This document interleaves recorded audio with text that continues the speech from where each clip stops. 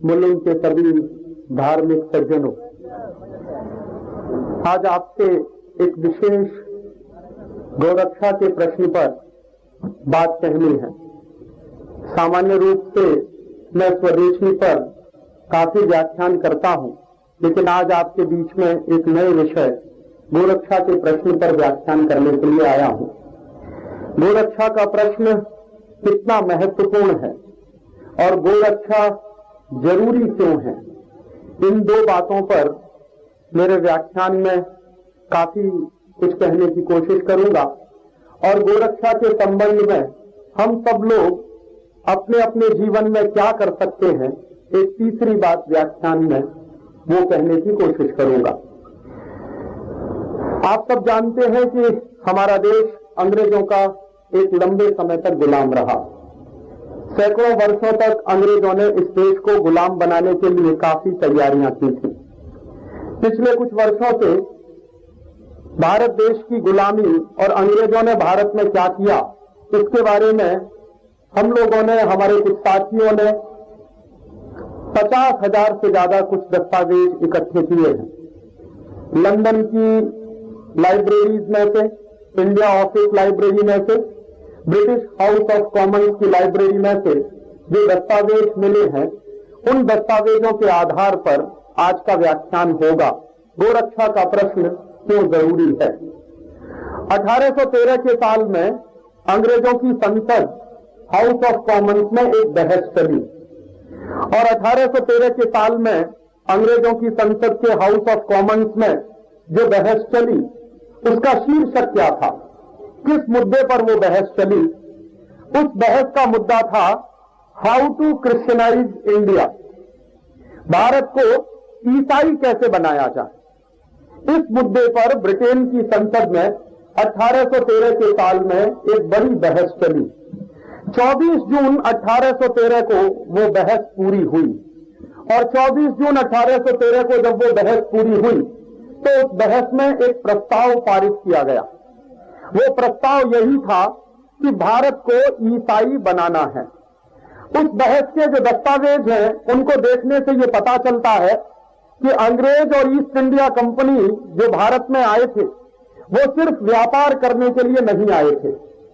और east India company और अंग्रेजों को भारत में सिर्फ व्यापार करने में रुचि नहीं थी, वो भारत को ईसाई बनाने का एक बड़ा काम करने के लिए भी आए थे, जो उनकी दृष्टि में बड़ा काम था। इतिहास में हम लोगों को सिर्फ इतना ही पढ़ाया जाता है कि ईस्ट इंडिया कंपनी भारत में व्यापार करने के लिए आई थी, लेकिन 1813 के वो दस्तावेज देखने के बाद पता चलता है कि ईस्ट इंडिया कंपनी भारत में व्यापार करने का बहाना लेकर आई थी। मूल उद्देश्य उनका भारत को ईसाई बनाने का था। तो भारत को ईसाई बनाने का जो प्रस्ताव पारित हुआ ब्रिटेन की पार्लियामेंट के हाउस ऑफ कॉमन्स में, तो उस प्रस्ताव में कुछ नीतियां तय की गई और उन नीतियों को अंग्रेजों की सरकार ने भारत में अपने पूरे समय में लागू किया। वो नीतियां क्या थी?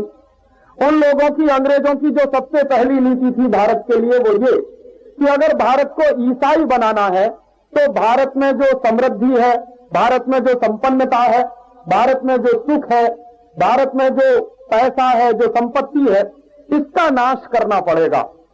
क्योंकि जब तक किसी समाज में गरीबी नहीं आएगी, जब तक किसी समाज में बेरोजगारी पैदा नहीं होगी, तब तक उस समाज को ईसाई नहीं बनाया जा सकता। ये बात लंदन के पार्लियामेंट में बहुत सारे उस जमाने के एमपीज ने कही। तो भारत में विपन्नता लानी है, भारत को गरीब बनाना है, भारत में भूखमरी फैलानी है, इसकी एक नीति अंग्रेजों ने व्यवस्थित रूप से भारत में शुरू की। और उस नीति के तहत उन्होंने जो सबसे पहला फैसला लिया, वो उनका फैसला ये था कि भारत में अगर गरीबी पैदा करनी है, भूखमरी पैदा करनी है, तो भारत की अर्थव्यवस्था का नाश करना पड़ेगा, भारत की अर्थव्यवस्था को बर्बाद करना पड़ेगा। तो भारत की अर्थव्यवस्था को बर्बाद करने के लिए, भारत की अर्थव्यवस्था का नाश करने के लिए अंग्रेजों की सरकार ने एक फैसला और किया कि भारतीय कृषि पद्धति को भी बर्बाद करना पड़ेगा। तो भारत की कृषि पद्धति जब तक बर्बाद नहीं होगी, भारत की खेती जब तक बर्बाद नहीं होगी, तब तक भारत की अर्थव्यवस्था बर्बाद नहीं हो सकती। क्योंकि भारत की अर्थव्यवस्था काफी बड़े हिस्से में खेती पर टिकी होती है, मूल रूप से कृषि जो है भारत की अर्थव्यवस्था का केंद्र बिंदु रहा है।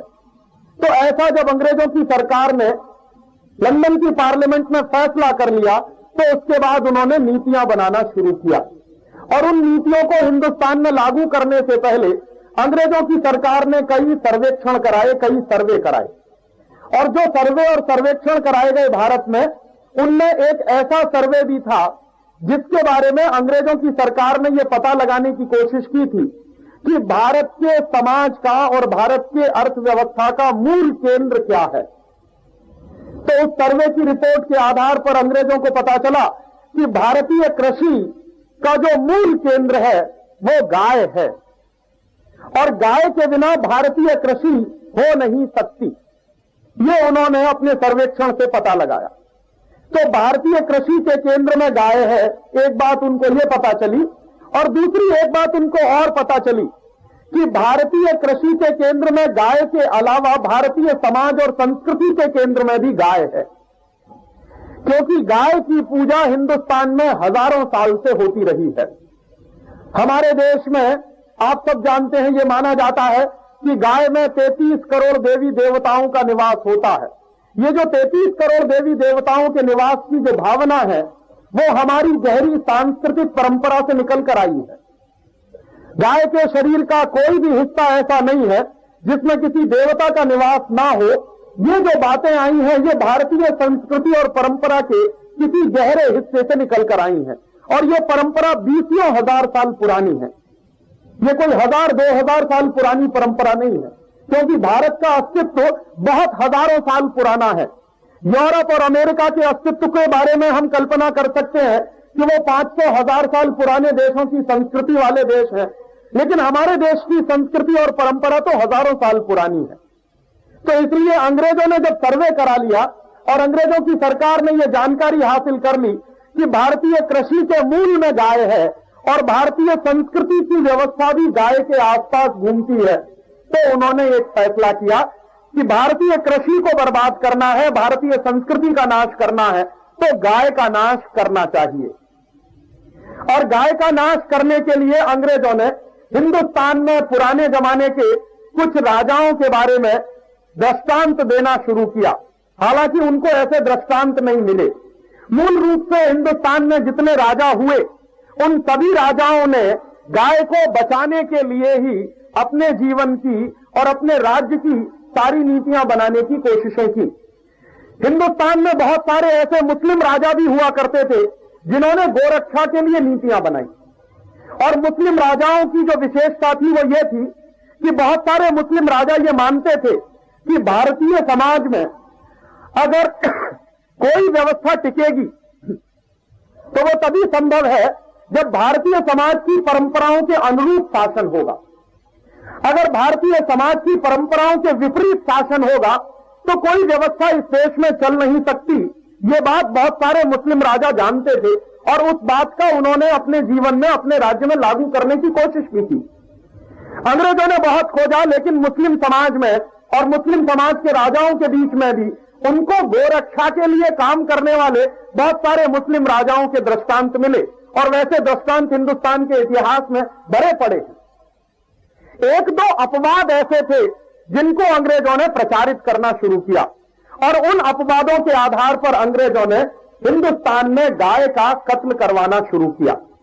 गाय का कत्ल करवाने के पीछे अंग्रेजों के मन में जो मूल नीति थी, वो सबसे महत्वपूर्ण यही थी कि भारत की कृषि का, भारत की अर्थव्यवस्था का नाश करना है।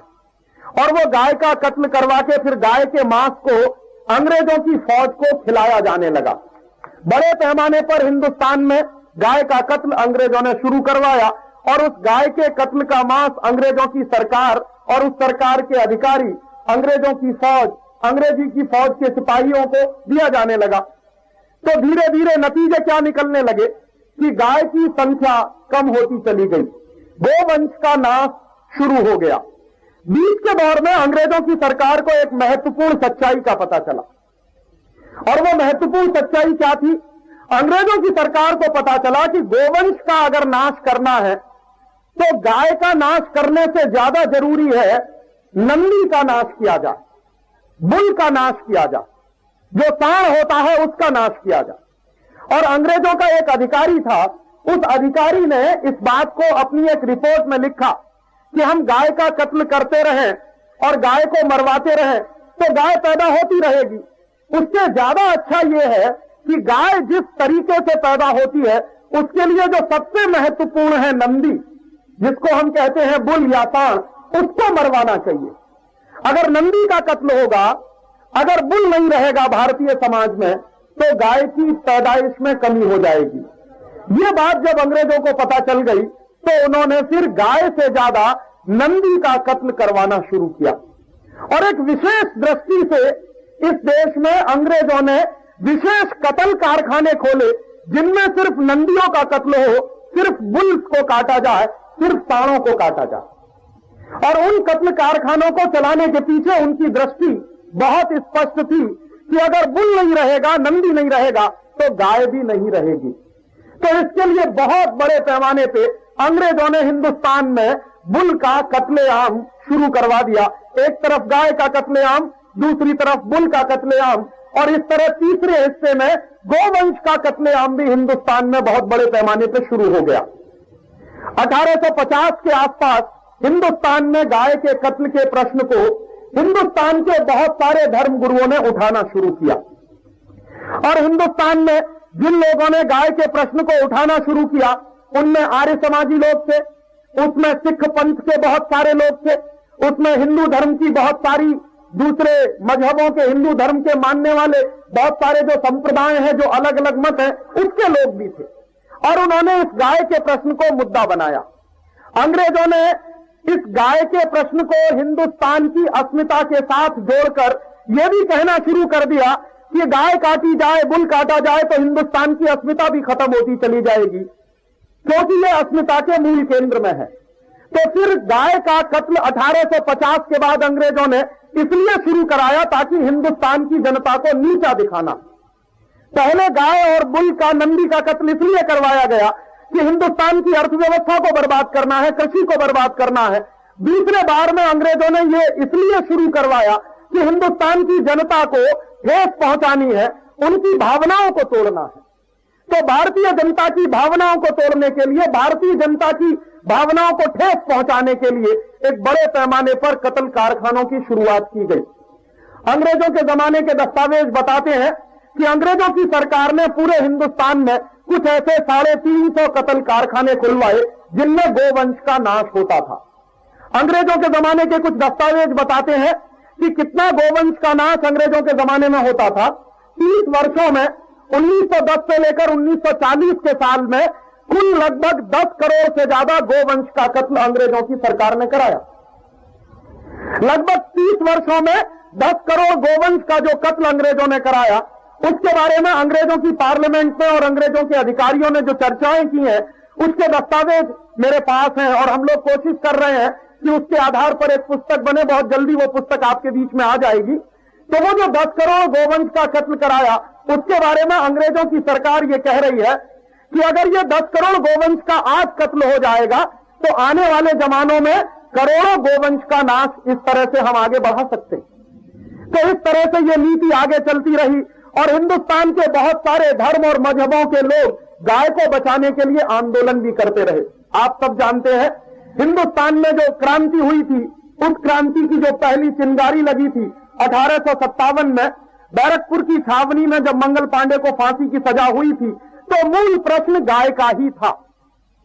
उस गाय के मूल प्रश्न से हिंदुस्तान की क्रांति की शुरुआत हुई थी और बाद में वही मूल प्रश्न हिंदुस्तान की आजादी का प्रश्न बन गया था। आप सबने इतिहास में इतना तो पढ़ा ही होगा कि मंगल पांडे को फांसी की सजा क्यों हुई थी।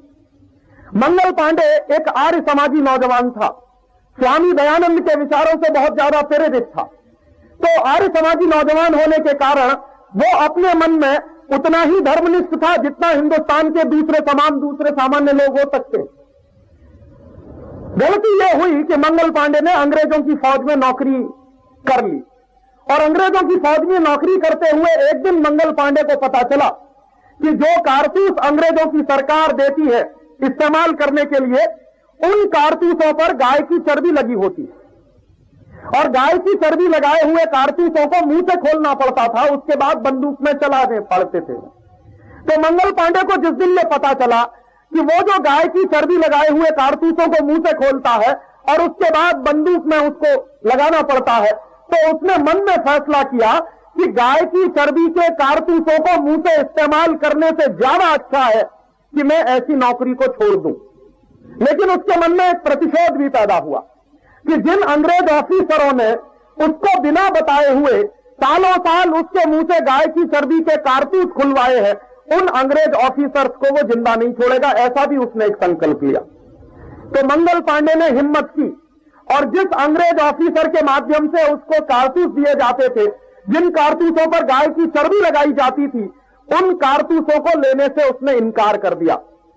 तो बाद में उसके ऊपर दबाव पड़ा और उस दबाव के तहत एक दिन उस मंगल पांडे ने अपने उस अंग्रेज पुलिस ऑफिसर की हत्या कर दी, गोली मारकर, जिस अंग्रेज ऑफिसर के माध्यम से उसको गाय की चर्बी के कारतूस दिए जाते थे।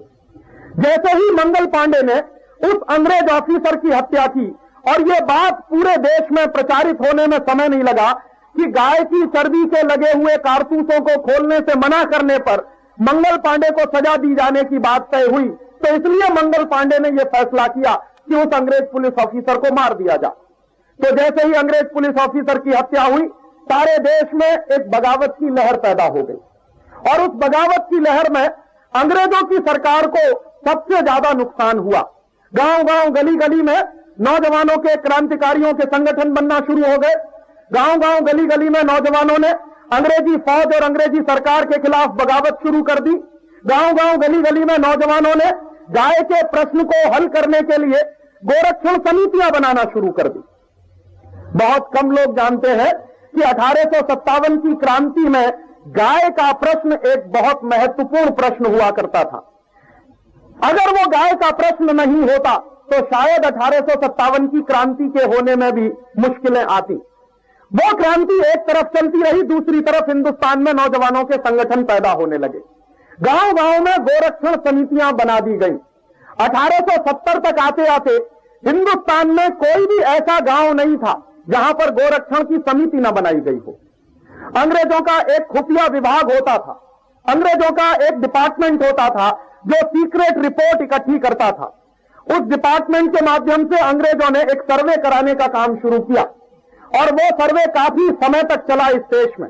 तो अंग्रेजों के खुफिया विभाग ने जो रिपोर्ट इकट्ठी की, जो रिपोर्टें उन्होंने बनाई, वो रिपोर्ट बाद में 1893 के साल में लंदन भेजी गई और लंदन की सरकार और लंदन की पार्लियामेंट में उस रिपोर्ट पर जो चर्चाएं हुई, उस रिपोर्ट के कुछ हिस्से हम लोगों को भी मिले हैं। कुछ दस्तावेज जो हम लोगों ने इकट्ठे किए हैं, उसी में उन रिपोर्ट के कुछ हिस्से हैं। तो वो रिपोर्ट ये बताती है, अंग्रेजों की जो इकट्ठी की गई है, कि अंग्रेजों का खुफिया विभाग बता रहा है कि 1870 के साल तक हिंदुस्तान के गांव गांव में गोरक्षण समितियां बन चुकी और 1890 तक आते आते हिंदुस्तान में करीब करीब उस जमाने में 7.5 से 8 लाख गांव हैं। तो वो बता रहे हैं कि इतनी ही करीब करीब गोरक्षण समितियां हैं और कोई भी गोरक्षण समिति ऐसी नहीं है जिसमें कम से कम 5 से 10 नौजवान शामिल न हो। और अंग्रेजों की खुफिया रिपोर्ट ये कह रही है कि गोरक्षण समिति में शामिल जो नौजवान है, उनमें एक भी नौजवान ऐसा नहीं है जो गाय के प्रश्न पर मरने के लिए तैयार न हो। तो एक बाजू में गांव गांव में गोरक्षण की समितियां बन रही हैं, दूसरे बाजू में हिंदुस्तान में क्रांति की बगावत और क्रांति की लहर चल रही है। ये दोनों चीजें एक साथ इस देश में चल रही हैं। 1893 के साल तक आते आते ये गोरक्षा का आंदोलन बहुत प्रबल हुआ और गोरक्षा का आंदोलन इतना प्रबल हुआ कि अंग्रेजों की सरकार को लगने लगा कि अब शायद हिंदुस्तान छोड़ना पड़ेगा, भारत से जाना पड़ेगा। तो 1893 के साल में अंग्रेजों के यहां के जो अधिकारी थे, उनमें एक गवर्नर था, एक वायसराय जैसा अधिकारी माना जाता था, उसकी वायसराय की हैसियत होती थी, उसका नाम था लैंसडाउन। तो लैंसडाउन ने एक रिपोर्ट भेजी अंग्रेजों की पार्लियामेंट को। वो रिपोर्ट भी हम लोगों के पास है और उसको भी हम पुस्तक के रूप में छापने की कोशिश कर रहे हैं। तो 1893 के साल में जो लैंसडाउन रिपोर्ट भेज रहा है ब्रिटिश पार्लियामेंट को, उस रिपोर्ट का जो शुरू का हिस्सा है वो यही बता रहा है कि अब अंग्रेजों को भारत में राज्य करना बहुत मुश्किल हो जाएगा, क्योंकि गांव गांव में गोरक्षण समितियां बन चुकी हैं।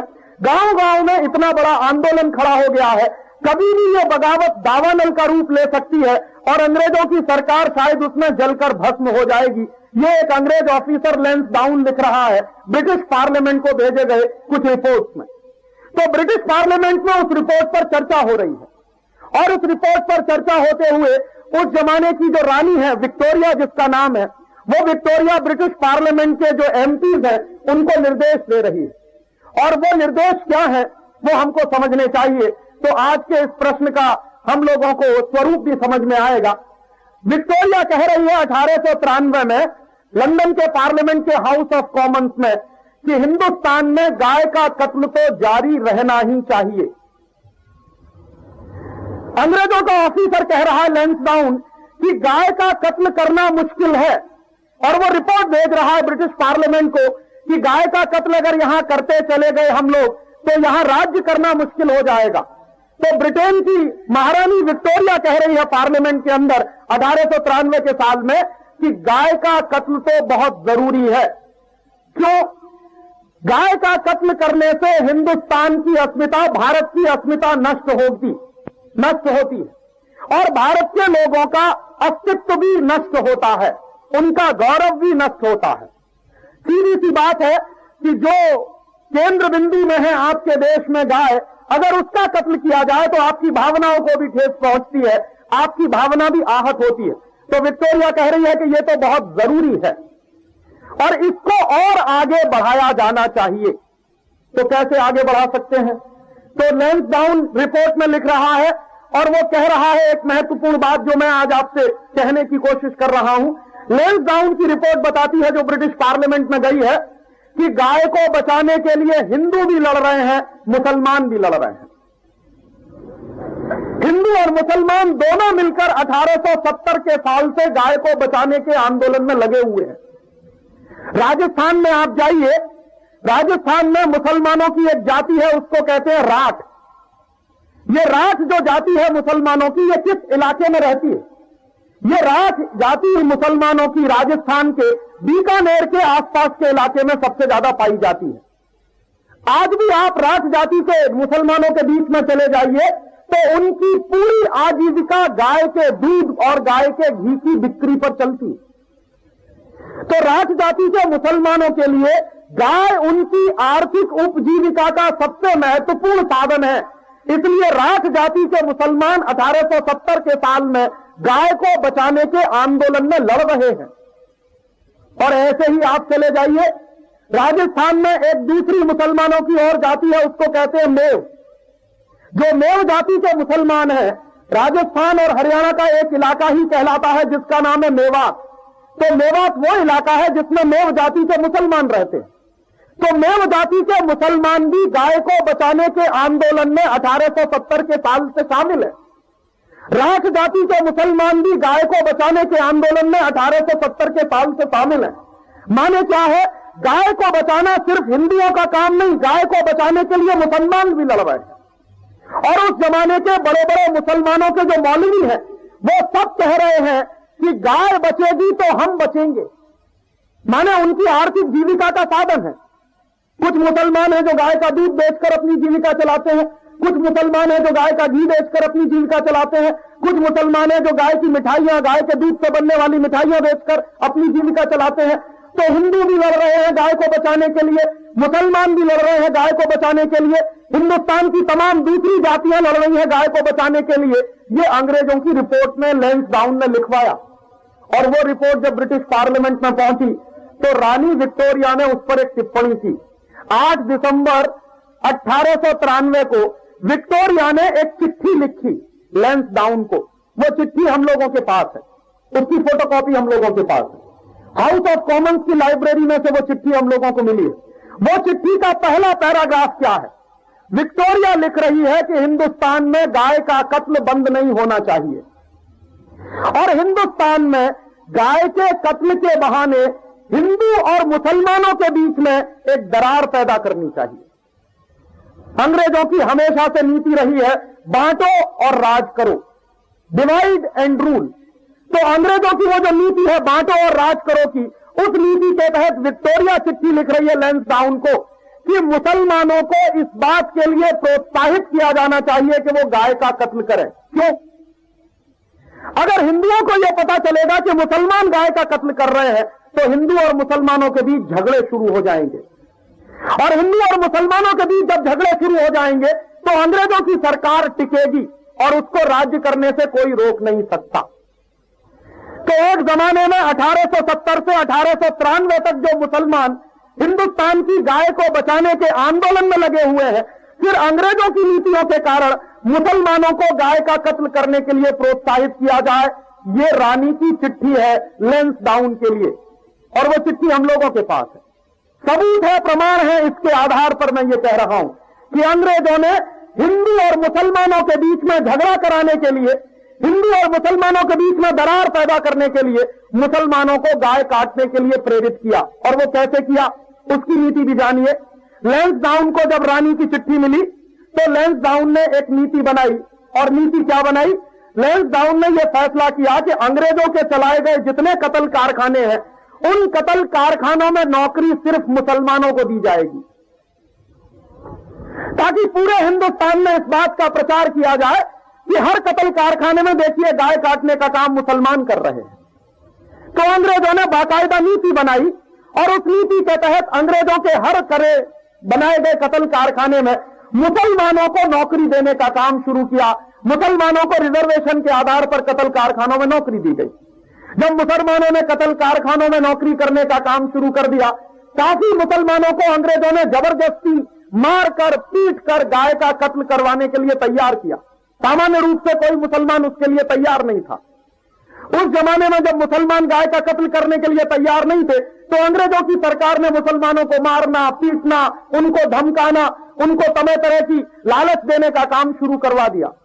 और धीरे धीरे उनकी इस पॉलिसी में, उनकी इस नीति में ये दिखावट आने लगी कि मुसलमानों ने कत्ल कारखानों में जबरदस्ती अंग्रेजों के कहने पर मारपीट पर नौकरी करना शुरू किया। तो अंग्रेजों ने सारे देश में यह प्रचार करना शुरू करवा दिया कि देखिए, गाय हम नहीं काटते, मुसलमान काटते। और सच्चाई यह है कि रानी ने चिट्ठी में लिखा था, उस चिट्ठी में उसने ये लिखा था कि मुसलमान गाय काटेंगे जरूर, लेकिन वो हमारे लिए काटेंगे, हमारी फौज के लिए काटेंगे। अंग्रेजों को गाय का मांस चाहिए, अंग्रेजों की फौज को गाय का मांस चाहिए, तो मुसलमान गाय काटेंगे हमारे लिए, और हिंदुस्तान के जनता को दिखाई देगा कि गाय कट रही है मुसलमानों के द्वारा। पीछे जो मूल व्यक्ति है गाय को कटवाने वाला, जो मूल अंग्रेज है गाय को कटवाने वाले, उनका चेहरा लोगों को दिखाई नहीं देगा। और यह नीति पूरे हिंदुस्तान में अंग्रेजों ने लागू की। इस नीति की सफलता हुई। सफलता क्या हुई कि हिंदुस्तान में जगह जगह हिंदू मुसलमानों के दंगे शुरू हो गए। अंग्रेजों को बचा दिया गया, अंग्रेजों ने अपने आप को बचा लिया, और हिंदू मुसलमानों के बीच में उन्होंने भेद पैदा कर दिया गाय का कत्ल करवा के।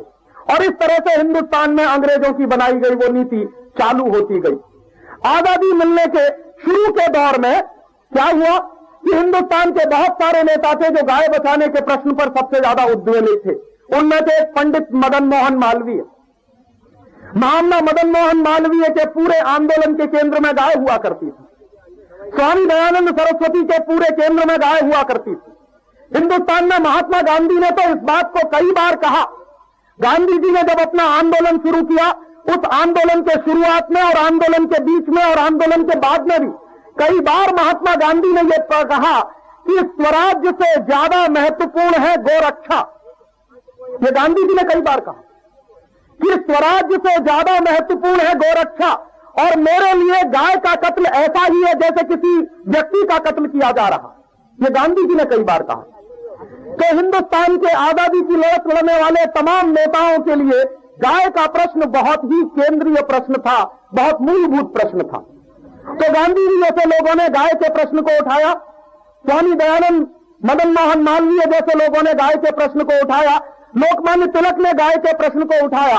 और इन लोगों के गाय के प्रश्न को उठाने के पीछे एक ही परंपरा थी कि जो हिंदुस्तान में 1870 में क्रांति हुई थी, बगावत हुई थी 1857 में और 70 के बीच में जो आंदोलन चले थे, वो गाय के प्रश्न को लेकर महत्वपूर्ण आंदोलन चले थे। तो आगे भी इस देश में ये महत्वपूर्ण काम होता रहेगा।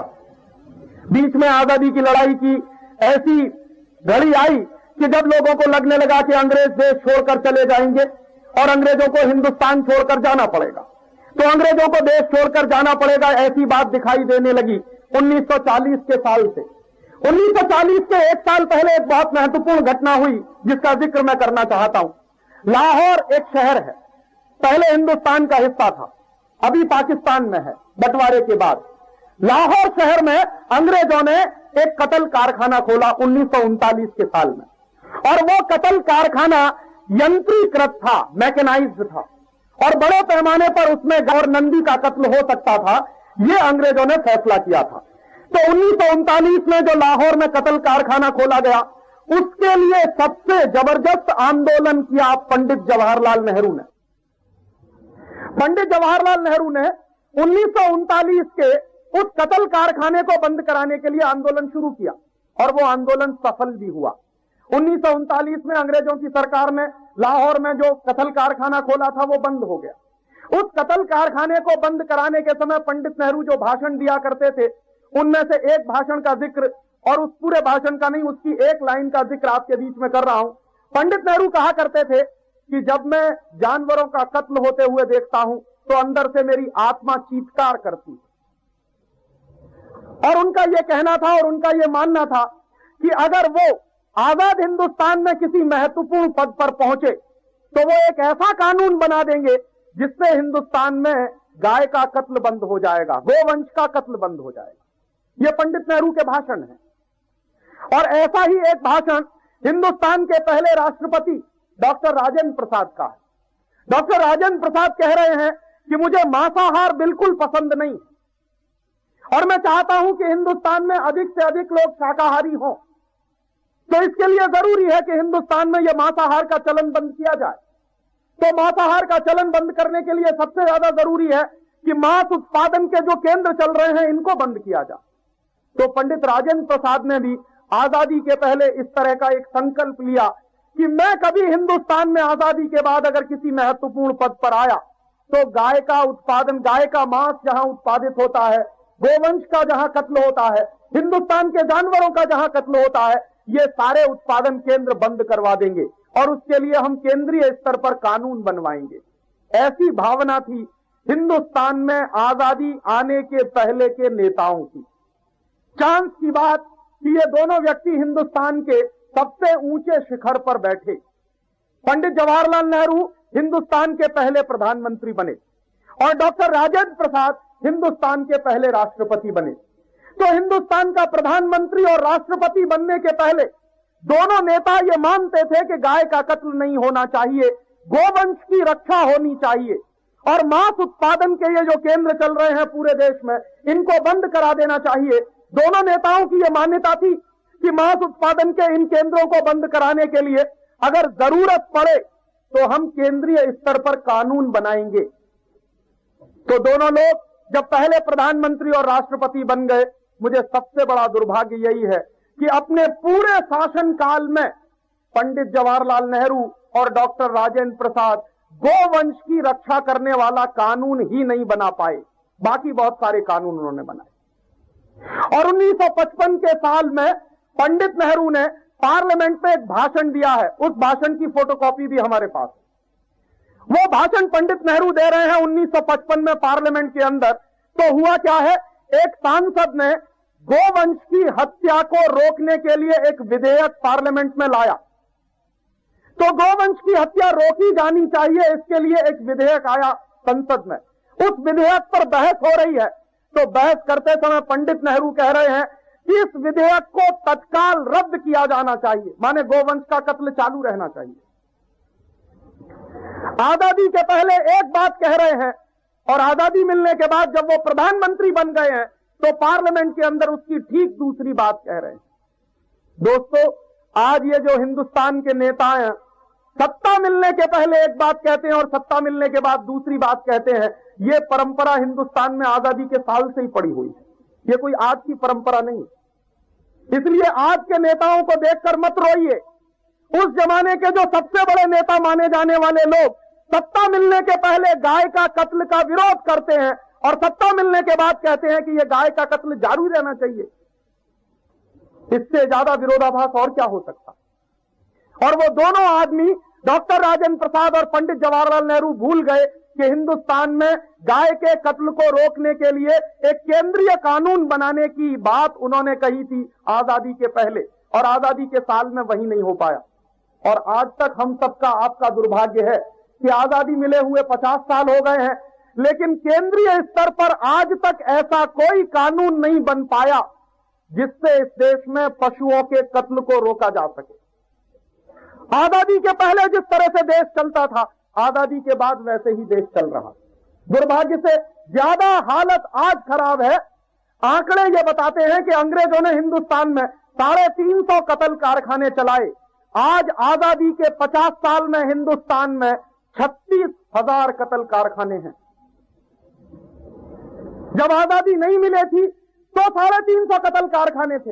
अब आजादी मिलने के बाद 36,000 कत्ल कारखाने हैं, और उनमें से एक एक कत्ल कारखाना कितना जबरदस्त है कि एक एक कत्ल कारखाने ऐसे हैं इस देश में जिनमें 10,000 पशु रोज काटे जाते हैं।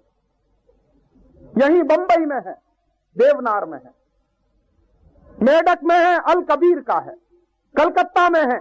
हिंदुस्तान के तमाम बड़े बड़े ऐसे कत्ल कारखाने हैं जिनमें एक दिन में कम से कम 10,000 पशु काट दिए जाते हैं।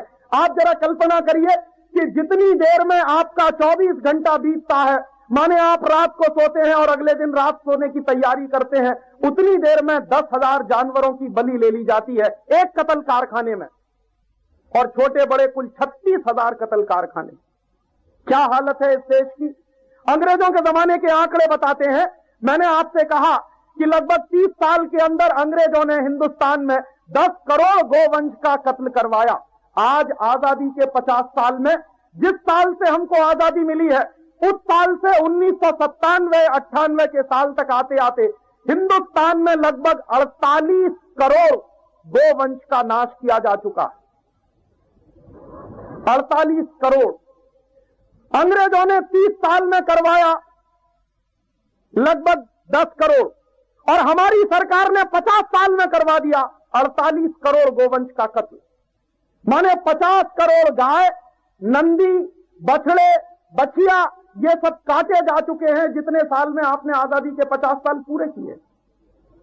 और आप जरा कल्पना करिए कि अगर ये 48 करोड़ या 50 करोड़ गोवंश के जानवरों को बचा लिया जाता तो हिंदुस्तान में आज संपत्ति और संपदा कितनी होती, पैसा कितना होता। क्योंकि आपको मालूम नहीं है, एक गाय घर के दरवाजे पर अगर बंधी है और वो साल भर दूध दे या ना दे, बिना दूध की गाय भी अगर आपके दरवाजे पर बंधी हुई है तो एक साल के अंदर वो गाय 25,000 रुपए का फर्टिलाइजर पैदा करती है, खाद पैदा करती है, जिसको आप गोबर कहते हैं। तो अगर एक गाय 25,000 रुपए का फर्टिलाइजर पैदा करती है एक साल में, तो गोवंश के ये जो 50 करोड़ पशुओं का कत्ल हो गया है, तो आप सोचिए कितने अबज रुपए के खाद का नुकसान किया है हमने पिछले 50 साल में। और आप सब जानते हैं, हम भी जानते हैं कि गाय का गोबर अगर खेत में ना पड़े तो गेहूं नहीं हो सकता। गाय का गोबर अगर खेत में नहीं पड़े तो चना नहीं हो सकता, मटर नहीं हो सकती, और गेहूं, चना, मटर अगर नहीं हो सकता तो हमारा पेट नहीं भर सकता। तो जिस गाय से हमको इतनी महत्वपूर्ण और बेशकीमती चीज मिल रही है, उसका हमने नुकसान किया है। अबजों रुपए के खाद का नुकसान हुआ है पिछले 50 साल में। और आप मान लीजिए एक साल में अगर एक गाय 10 से 15,000 रुपए का दूध देती हो, तो ये जो 48 करोड़ गोवंश का नाश हुआ है पिछले 50 साल में, ये कितने करोड़ रुपए के दूध का नाश कर दिया है हमारी सरकार ने। और आपको मालूम नहीं है कि गाय का गोबर और गाय का दूध, उससे भी ज्यादा महत्वपूर्ण है गाय का मूत्र। और आपको जानकर यह खुशी होगी और आश्चर्य भी होगा कि गाय के मूत्र से 108 तरह की दवाएं बनती हैं। और हमारे देश के आयुर्वेद के जो बड़े ग्रंथ हैं, चरक संहिता, सुश्रुत, हरित संहिता, इन सभी आयुर्वेद के ग्रंथों में गाय का मूत्र बहुत विशेष किस्म की दवा माना जाता।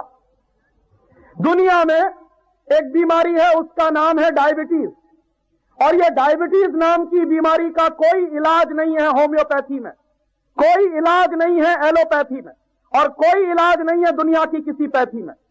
डायबिटीज को कंट्रोल तो किया जा सकता, लेकिन उसका इलाज करना बहुत मुश्किल है। एलोपैथी वाले तो कभी यह गारंटी दे नहीं सकते कि वो डायबिटीज जैसी बीमारी को ठीक कर सकते हैं। डायबिटीज को वो कंट्रोल कर सकते हैं लेकिन ठीक नहीं कर सकते। वो डायबिटीज जैसी बीमारी गाय के मूत्र से हमेशा हमेशा के लिए खत्म हो जाती है। तो गाय का दूध, गाय का गोबर, गाय का मूत्र, ये सब बहुत जरूरी चीजें हैं। और अगर 48 करोड़ गोवंश के पशुओं का नाश हुआ है पिछले 50 साल में, तो आप अंदाजा करिए कितने लाख करोड़ रुपए का हमने बर्बादी की है इस देश में पिछले 50 साल। और आज भी आपको मैं एक जानकारी दूं, हिंदुस्तान में इस समय भयंकर समस्या चल रही है पेट्रोल की और डीजल की। और पेट्रोल और डीजल की समस्या जो चल रही है वो क्या है? भारत सरकार हर साल यही कहती रहती है कि हिंदुस्तान में डीजल और पेट्रोल के दाम बढ़ाए जाने चाहिए। क्यों? क्योंकि भारत सरकार के ऑयल पूल अकाउंट का डेफिसिट बढ़ता ही चला जाता, कभी पूरा ही नहीं होता है वो ऑयल पूल अकाउंट का डेफिसिट, हमेशा घाटा रहता है हजारों करोड़ का उस ऑयल पूल अकाउंट के डेफिसिट में। तो ये पेट्रोल और डीजल बड़े हिस्से में बाहर से आयात करना पड़ता, और जैसे जैसे आपके रुपए की कीमत गिरती चली जाती है, वैसे वैसे बाहर से आने वाले पेट्रोल और डीजल का दाम बढ़ता चला जाता। क्योंकि आपका रुपया गिरेगा तो बाहर से आने वाली चीजों का आयात महंगा होता चला जाएगा। तो आपके देश में रुपया गिरता चला गया है। 1947 के साल से आज 1997-98 के साल तक आपके रुपए में सैकड़ों टका की गिरावट आई है। पिछले 7 वर्षों में हमारे रुपए में 120 टका की गिरावट आई है। 1991 के साल में हमारे देश में $1 में 18 रुपया होता था, आज $1 में 40, 41, 42 रुपए के आसपास का भाव है। 120% की ये जो गिरावट आई है रुपए में, इसके कारण क्या हुआ है? आपके देश में आने वाला डीजल और पेट्रोल 120 टका महंगा हो गया। तो जैसे जैसे डीजल और पेट्रोल महंगा होता जा रहा है, वैसे ही वैसे इस देश में ऑयल पूल अकाउंट का डेफिसिट भी बढ़ता चला जा रहा है। तो भारत सरकार क्या करती है? भारत सरकार ऑयल पूल अकाउंट के डेफिसिट को पूरा करने के लिए आप जैसे लोगों के ऊपर सरचार्ज लगा देती है और पेट्रोल और डीजल का दाम बढ़ा देती है। एक बार बेंगलोर में एक बड़ा भारी कॉन्फ्रेंस हुआ था, उसमें सरकारी अधिकारी शामिल थे, उसमें देश के बड़े बड़े अर्थशास्त्री शामिल थे, उसमें हमारे देश के बड़े सामाजिक शास्त्री भी शामिल थे। मैं भी गलती से उसमें चला गया था। गलती से इसलिए कहता हूं कि मेरे जैसे लोगों को वहां नहीं जाना चाहिए, क्योंकि वो जिस खोपड़ी से काम करते हैं हमारा दिमाग ही उससे बिल्कुल अलग चलता। लेकिन दुर्भाग्य की बात मैं वहां पहुंच गया, मुझे भी उसका इन्विटेशन था। तो वहां बातें चल रही थी और भारत सरकार का एक अधिकारी चिंता व्यक्त कर रहा था कि कैसे हम ये ऑयल पूल अकाउंट का डेफिसिट पूरा करें। तो तमाम लोगों ने अपने अपने सुझाव दिए, सब लोगों के सुझाव उसने सुन लिए। फिर उसने कहा, राजीव भाई आपका क्या सुझाव है कि ये भारत सरकार ऑयल पूल अकाउंट का डेफिसिट कैसे खत्म करे, आपका क्या सुझाव है? तो मैंने कहा कि मैं मेरा सुझाव देने से पहले आपसे 2 सवाल पूछना चाहता हूं। पहले मुझे मेरे 2 सवालों का जवाब दीजिए तो मैं मेरा सुझाव देने को तैयार हूं। तो उन्होंने कहा आप सवाल पूछिए। तो उस अधिकारी से मैंने पूछा कि आप मुझे ये बताइए कि हिंदुस्तान में एक गांव से दूसरे गांव जो सामान जाता है, हमारे देश में जो गुड्स का ट्रांसपोर्टेशन होता है, जो माल एक जगह से दूसरी जगह जाता है, इस माल को एक जगह से दूसरी जगह पहुंचाने में कितना हिस्सा है जो बैलगाड़ियों से होता है और कितना हिस्सा है जो मोटर कार और रेल से और हवाई जहाज से होता है? इसको तकनीकी भाषा में अगर मैं कहूं तो मैंने सवाल ऐसे पूछा था कि हिंदुस्तान में गुड्स के ट्रांसपोर्टेशन में ऑर्गेनाइज सेक्टर का कितना हिस्सा है और अनऑर्गेनाइज सेक्टर का कितना हिस्सा है? तो उस अधिकारी ने जवाब दिया कि राजीव भाई, आज भी हिंदुस्तान में जो एक माल दूसरे गांव में पहुंचता है, माल का ट्रांसपोर्टेशन होता है, उसमें से 60% माल बैलगाड़ियों के द्वारा एक जगह से दूसरी जगह पहुंचाया जाता है। 60%, 60%। माने हिंदुस्तान में जो टोटल ट्रांसपोर्टेशन ऑफ गुड्स है, उसमें 60% हमारे देश के पशुओं की ताकत से एक गांव से दूसरे गांव पहुंचता है। सिर्फ 40% ट्रांसपोर्टेशन है गुड्स का जो रेलगाड़ी के द्वारा होता है, हवाई जहाज के द्वारा होता है, ट्रकों के द्वारा होता है, लॉरीज के द्वारा होता है, सिर्फ 40%।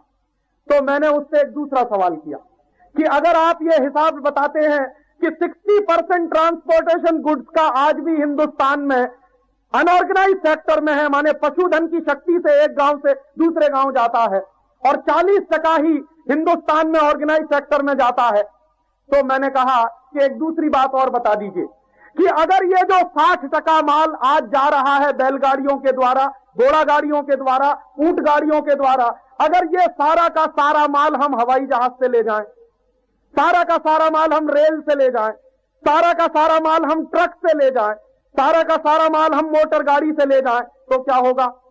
तब उसने कहा कि राजीव भाई, हिंदुस्तान में पेट्रोलियम और डीजल का खर्चा ही 60-70 हजार करोड़ पे पहुंच जाएगा। तो मैंने कहा कि अगर सारा माल हम डीजल और पेट्रोल से उठाना शुरू करें, हवाई जहाज में भर के एक गांव से दूसरे गांव पहुंचाना शुरू करें, तो आप कहते हो कि 60-70 हजार करोड़ का डीजल और पेट्रोल हमको खर्च करना पड़ेगा हर साल में। तो मैंने कहा आपने ही अपने सवाल का जवाब दे दिया। तो कहने लगे मेरी समझ में नहीं आया। अब अधिकारी है, बुद्धि उल्टी है, समझ में कैसे आया? तो मैंने उसको बिल्कुल सीधा करके समझाया। मैंने कहा कि ये जो 60% माल जा रहा है गांव में बैलगाड़ियों से एक जगह से दूसरी जगह, इसको 100% अगर हम कर दें तो क्या होगा? तो कहने लगा हिंदुस्तान की सरकार का हर साल के बजट में कम से कम 14 से 15 हजार करोड़ रुपए बच जाएगा। तो मैंने कहा अगर 14 से 15 हजार करोड़ रुपए बचेगा तो आप बताइए ऑयल पूल अकाउंट का डेफिसिट कितना है? तो उसने दांत निकालते हुए कहा कि कुल 14 हजार करोड़ का है। मैंने कहा डेफिसिट पूरा हो जाता है अगर आप हिंदुस्तान के पशुधन का इस्तेमाल करते हुए पूरे माल को एक गांव से दूसरी जगह भेजाने की व्यवस्था कर दें, तो आपके देश में ऑयल पूल अकाउंट का डेफिसिट ही नहीं रहने वाला। तो बात उसके समझ में आ गई। तो उसने एक दूसरा प्रश्न किया मुझसे कि राजीव भाई, आप फिर मुझको यह बताइए कि अगर बैलगाड़ियों से यह माल एक गांव से दूसरे गांव जाएगा तो महीनों में एक जगह से दूसरी जगह पहुंचेगा। मैंने कहा उसका भी सुझाव है मेरे पास। आप हिंदुस्तान की बैलगाड़ियों के पहिए में बियरिंग लगा दीजिए, और अगर हिंदुस्तान की बैलगाड़ी के पहियों में बियरिंग लगा दिया जाए तो क्या होगा?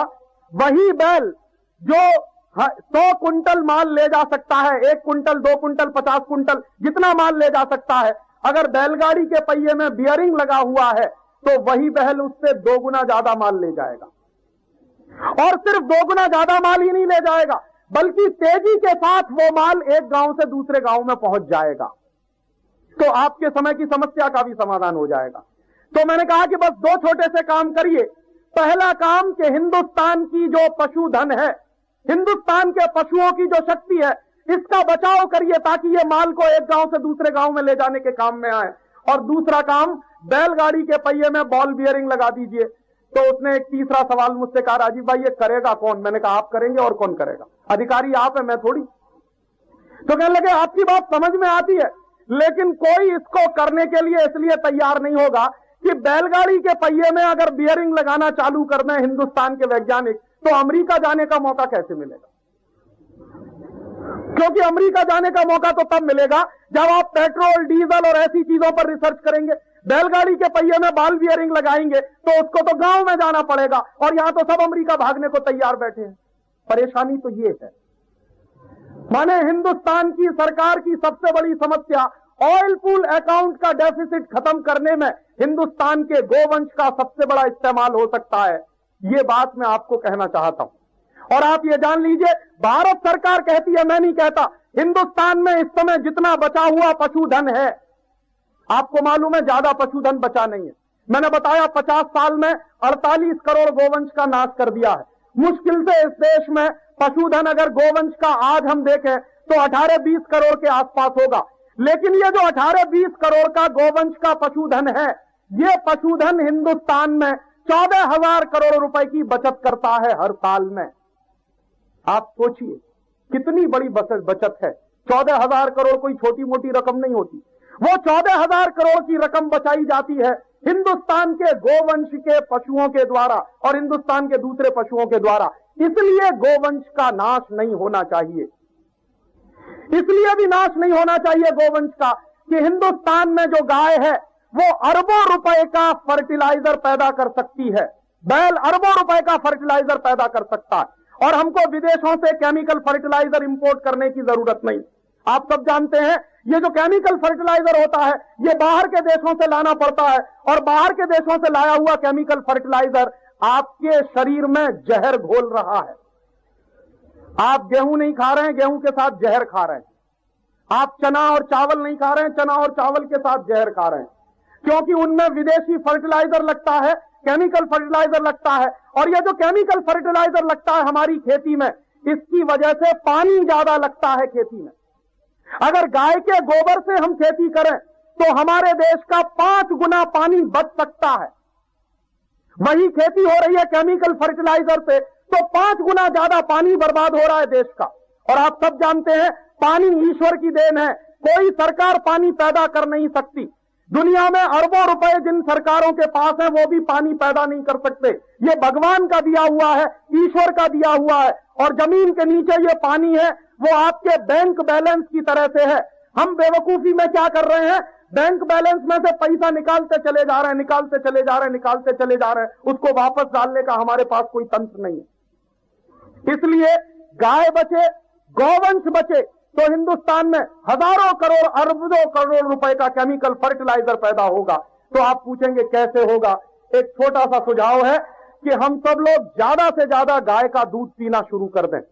हिंदुस्तान में जो लोग चाय, कॉफी और पेप्सी कोला, कोका कोला पीते हैं, अगर ये चाय, कॉफी, पेप्सी कोला और कोका कोला पीना बंद कर दिया जाए और उतने पैसे का गाय का दूध पिया जाए तो लगभग 7,500-8 हजार करोड़ रुपए का गाय का दूध और बिकेगा। और इतने दूध को बेचने के लिए कम से कम 1.5-2 करोड़ और ज्यादा गाय पालनी पड़ेगी। और 1.5-2 करोड़ जो गाय पाली जाएगी इस देश में, वो 1.5-2 करोड़ गाय 10% की वृद्धि दर से अगर बढ़ना शुरू करेगी, गोवंश में वृद्धि होगी हर साल में, तो हिंदुस्तान में आने वाले 15-20 सालों में करोड़ों गोवंश को हम बचा सकेंगे। इसलिए गाय की रक्षा, गोरक्षा करना बहुत जरूरी है। और चलते चलते आखिरी बात कि इसलिए भी गोरक्षा बहुत जरूरी है कि ये गाय जो है भारतीय संस्कृति का प्राण है और इसमें 33 करोड़ देवी देवताओं का निवास है। तो हम सब एक छोटा सा काम जरूर कर सकते हैं कि अपने घर में संकल्प करें कि जितना ज्यादा से ज्यादा गाय का दूध पिएं, गाय का घी खाएं, गाय के दूध को बिकवाएं, गाय के दूध से बने हुए सामानों की बिक्री करवाएं, उतना ही ज्यादा से ज्यादा हमारे देश में ये गोवंश की वृद्धि होती चली जाएगी। इतना ही मुझे आपसे कहना था। बहुत बहुत आभार, बहुत बहुत धन्यवाद।